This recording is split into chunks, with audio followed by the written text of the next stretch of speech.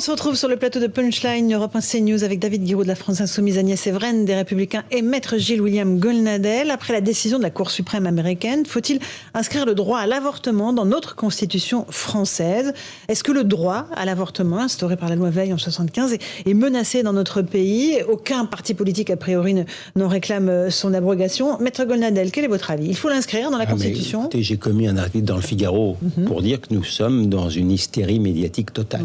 D'abord, je vous renvoie à l'excellent article de Laure Mandeville qui relativise un peu ce qu'on dit sur les États-Unis. Bien sûr qu'il y a des fous furieux qui veulent un retour en arrière, mais la plupart des républicains, eux, sont favorables à l'avortement, mais ne veulent pas qu'on puisse avorter, ce qui arrive aux États-Unis à la 29e semaine, ou proche de l'accouchement. Là, on est dans l'infanticide, premièrement. Deuxièmement, c'est quand même assez curieux qu'on ait glosé depuis 2 jours sur ce qui se passe à la Cour suprême des États-Unis, mais qu'il n'y ait eu aucun débat en France sur le fait qu'on soit passé de l'avortement de la 12e semaine à la 14e semaine. Le président n'était pas favorable, la gauche féministe l'a emporté 14e semaine, et qu'on a voté d'une manière invraisemblable en catimini une loi qui autorise un avortement, en vérité un infanticide, thérapeutique, en cas de risque psychosocial dans le 9e mois de la grossesse. Ça aurait dû mériter, on est en France, on habitait en France, ça aurait dû mériter au moins le même débat que ce qui se passe dans un pays étranger. Et enfin et surtout, alors qu'on raisonne comme ça, à chaud, de manière pavlovienne, sous prétexte que la Cour suprême des États-Unis dans le cadre d'un gouvernement des juges. Alors là, ça gêne le gouvernement des juges. Tout d'un coup, ça gêne.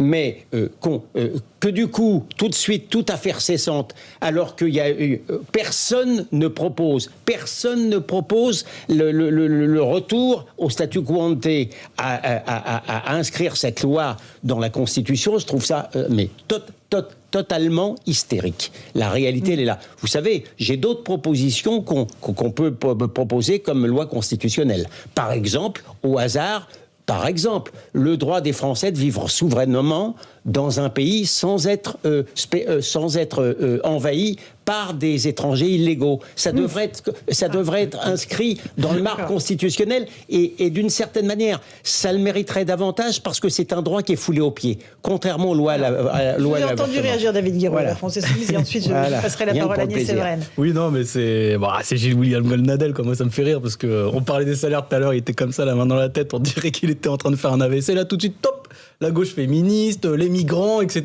Il s'est réveillé, il manque plus que l'islam et la pizza est complète. Quand vous voulez sur l'islam. Donc, je me doute. Je sais bien que. Je sais bien. Mais donc du coup sur l'avortement, contre l'avortement, sur l'avortement, les idées politiques, elles sont jamais statiques. Ou elles avancent, ou elles reculent. C'est ça la vie politique. C'est une bataille des idées. Ça existe. Déjà, il y a les faits. Vous avez, par exemple, en disant 130 centres qui pratiquent les interruptions volontaires de grossesse qu'on fermé en France. Donc ça, c'est un fait. Et puis, vous avez des responsables politiques qui aujourd'hui se cachent, mais ils se cachaient aux États-Unis aussi il y a quelques années, qui aujourd'hui se cachent, mais qui, il y a quelques années, souvenez-vous, Marine Le Pen qui parlait en 2011, par exemple, c'était il y a 10 ans. On pourrait se dire, ça y est, elle a bien changé, etc. Non. Elle a changé parce qu'il y a une pression de la société, parce qu'on mène le combat politique. Et il faut qu'on continue à mener ce combat politique. Donc il faut inscrire le droit dans la Constitution. Et puis oui, je le pense, parce que c'est le droit à disposer de son corps. C'est un droit fondamental. On ne parle pas de l'ego ou autre, on parle pour les femmes du droit à disposer de leur corps. Et oui, il faut l'inscrire dans la Constitution. Et ce qu'on a fait avec la NUP, aujourd'hui, on a déposé une proposition de loi constitutionnelle. On l'a adressée à l'ensemble des députés, à nos collègues députés de l'Assemblée nationale, et on espère que La République En Marche, qui n'était pas d'accord il y a quelques temps, quand on en avait parlé en 2018. On espère que... Ils avaient rejeté, ils avaient dit non. Ils avaient dit non, que cette fois-ci, ils vont l'inscrire à l'ordre du jour de l'Assemblée nationale et voter. Je pense que maintenant, il n'y a plus qu'à. Voilà. François, alors, évidemment, moi, je suis absolument pas d'accord. Et ça symbolise exactement l'exception française. On réagit systématiquement sous le coup de l'émotion. Immédiatement.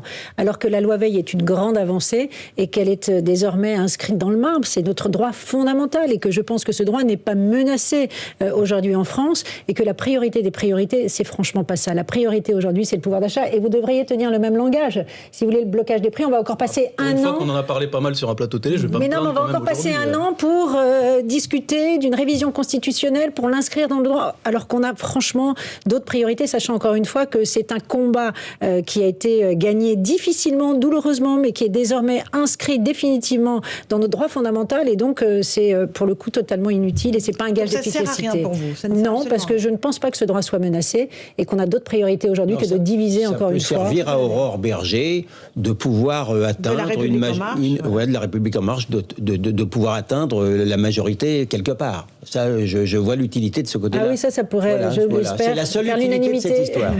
Là, ils auraient la majorité absolue. Voilà. Mais c'est là où je suis pas d'accord, c'est que aux États-Unis, les gens pensaient que c'était bon, quoi. En fait, un droit, c'est jamais bon. Et notamment les droits des femmes qui ont souvent tendance à reculer en temps de crise.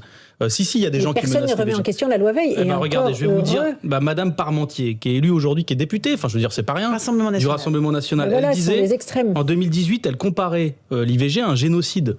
Vous avez monsieur Delépinay, je crois, octobre 2020, pareil. Il compare l'avortement de 14 semaines. Je veux bien qu'on ait des désaccords là-dessus, mais pareil, il y a un génocide. Madame Lavalette, en 2014, qui a signé un texte dans le Choisir la vie, où elle s'engage à abroger la loi sur l'avortement. Un an à discuter. Non, madame, c'est pas 4 députés un peu extrêmes. Déjà, ils sont 89, le Rassemblement national. Vous ne savez pas si dans les 89, combien il y en a qui sont contre l'interruption volontaire de grossesse. Donc oui, c'est normal, à mon avis, de dire il faut protéger. Et parmi, il y a le Rassemblement national, et puis il y a dans la société. Il y a des gens dans la société qui sont contre l'interruption volontaire de grossesse et qui font campagne pour ça. Et au-delà de ça, il y a aussi le fait que aujourd'hui, il y a le droit à l'IVG, mais ce droit, en pratique, est difficile. Quand je vous dis qu'il y a 130 centres justement où on pratique l'IVG qui ont fermé en 10 ans. Et des menaces contre les médecins très régulièrement qui pratiquent moi, l'avortement. le partisan acharné de la loi Veil, qui était une loi de l'équilibre, dont l'équilibre a été modifié en passant de 12 à 14e semaine, ne considère pas les gens qui sont opposés à l'avortement comme des salauds intégraux. C'est pas aussi simple que ça du tout. Et quand je vois une manifestante aux États-Unis contre l'arrêt de la Cour suprême avec un ventre comme cela, qui risque d'accoucher dès demain matin à 9h, où il écrit sur son ventre « ce bébé n'est pas une personne », je me pose des questions, si vous voulez. C'est pas aussi simple que ça, mais en tous les cas en France, y compris le Rassemblement national, n'est pas opposé à l'avortement, qui doit rester d'ailleurs considéré comme un drame et non pas comme une lettre à la poste. Je vous signale que maintenant, beaucoup de jeunes sont opposés à la contraception. Ils ont peur de la contraception. Il y a des théories complotistes contre la contraception. Ça mériterait qu'on en discute, ça aussi. Et donc, du coup, c'est quoi la solution ? C'est qu'on fasse pas la contraception. C'est pas parce que dans la société, il y a des reculs qu'on doit, nous, accepter. En tout cas, vous, je sais pas. Moi, je suis militant politique. Moi, c'est pas parce que dans la société, il y a des gens qui reculent que je ne défends pas la contraception. Parce que la contraception, pour des jeunes, quand on a 15, même parfois 14 ans, c'est les premières relations sexuelles, on n'est pas au courant. Puis voilà, ça se fait. Oui, elles ont le droit. Il faut qu'elles puissent l'avoir. Mais pourquoi elles le refusent ? C'est ça qui n'est pas compréhensible. C'est ce que je suis en train de vous dire. Ce que vous êtes en train de dire, c'est aussi que vu que ça recule, quelque part, ça justifierait, je ne sais pas quelle position. Je suis en train de vous dire que le planning familial, plutôt que de faire l'apologie de l'avortement, serait bien inspiré de faire la publicité pour la contraception. Mais personne, honnêtement, tout le monde le sait que c'est pas facile un IVG.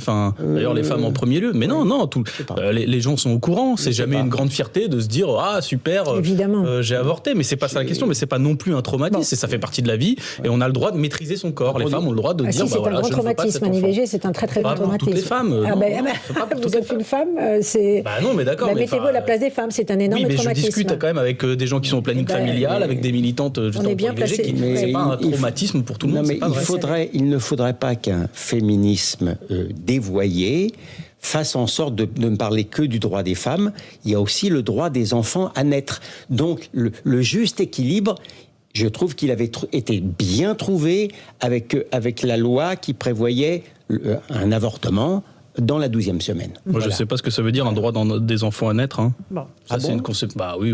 Vous savez, avec les. C'est une question philosophique. Vous devriez. Non, c'est pas seulement philosophique. Moral, religieux, si vous voulez. Pas seulement philosophique, aussi scientifique. Absolument. On sait maintenant ce qu'est la vie d'un fœtus, la vie cérébrale d'un fœtus. Il est curieux que les mêmes qui sont opposés à la peine de mort pour les assassins ne réfléchissent pas davantage aussi au droit à la vie. Si pour des raisons idéologiques. Mais justement, pour des raisons idéologiques. Pour des raisons idéologiques ou de facilité. Je suis incapable de vous dire ce qui se passe dans la tête des gens, mais je trouve quand même bizarre, étrange que les personnes qui ont voté une loi qui prévoit un infanticide dans le 9e mois... ça, c'est votre mot, ça. Ah oui, ça, c'est votre mot. C'est votre mot. Vous n'avez pas très bien suivi. D'ailleurs, ça n'a pas été fait dans la précipitation. Vous savez, la loi bioéthique, par exemple, ça a été des heures et des heures de débat. D'ailleurs, c'était très intéressant. Parce que moi, je peux comprendre que ce soit des sujets qui touchent à l'intime, à notre conception de... justement, et à la liberté de disposer de son corps. Mais par contre, sur les faits scientifiques... Non, je suis désolé, sur les faits scientifiques, vous n'êtes pas très renseigné. Et vous utilisez des mots qui sont ceux de la droite la plus réactionnaire, mais je tiens à le replacer dans ce contexte-là. Vos mots sont ceux de la droite la plus réactionnaire. L'infanticide, c'est pas, par exemple, c'est pas ce qu'utilisent, y compris des gens qui sont contre l'allongement de 12 à 14 mois. C'est pas le mot. Quand on supprime la vie d'un être au 9e mois de la grossesse, j'ai un problème de vocabulaire si ça s'appelle pas un infanticide. Sur le 9e mois de la grossesse, monsieur, justement, vous savez très bien que c'est dans des circonstances extrêmement exceptionnelles. Parfois, les femmes n'ont pas le choix. Oui, attention, ça a beau être faire de généralité aussi. Ça a beau être exceptionnel. Il n'en demeure pas moins que c'est étrange que la même personne qui soit opposée à enlever la vie d'un assassin accepte cette solution-là. C'est pas... oui, mais c'est ça. Mais vous avez une conception réactionnaire, c'est votre droit. C'est la liberté de disposer de son corps. Écoutez, personne ne peut juger. Par rapport à la... Sur les faits scientifiques, vous vous trompez. Par rapport à la folie du temps... Par rapport à la folie du temps, j'accepte le qualificatif réactionnaire. Je sais que vous en revendiquez, mais je le revendique puisque je veux réagir contre effectivement une société qui... Mais vous réagissez sur des bases scientifiques qui sont fausses parce que à 14 semaines, l'embryon, vous voyez, n'est pas une personne humaine de 35 ans qu'on condamne à mort. Voilà, c'est pas la même chose. Je suis désolé, vous faites des comparaisons qui n'ont pas lieu d'être d'un point de vue scientifique, pas d'un point de vue moral. D'un point de vue scientifique, vous êtes dans l'erreur. Je vous parle d'un enfant dans le 9e mois de la grossesse. Au début, vous parliez de la 14e semaine. C'est pas vrai. Eh bien, dans la 14e semaine, vous verrez, renseignez-vous. Vous parlez d'infanticide, non, je suis désolé. Non, là, mais pas du tout. Je parle d'infanticide pour le 9e mois de la grossesse. Je parle pas de... Ça n'a rien à voir. Combien de gens par année, ça, le 9e mois de la grossesse? Ça concerne combien de gens? C'est des faits extrêmement minoritaires, monsieur Golnadel. Vous prenez cet exemple, c'est une stratégie rhétorique bien connue. Vous le prenez pour en fait revenir sur la question des 14 semaines. Et si on mettait fin à la vie d'un assassin une fois par an, ça vous paraîtrait normal ou pas normal? Vous voyez, ça c'est les vieilles techniques d'avocat. Mais non, mais c'est bien. Pardon, il arrive que les avocats aient raison. Je pense qu'on est tous d'accord pour dire que l'avortement est un droit fondamental et qu'il n'est pas question de le remettre en question.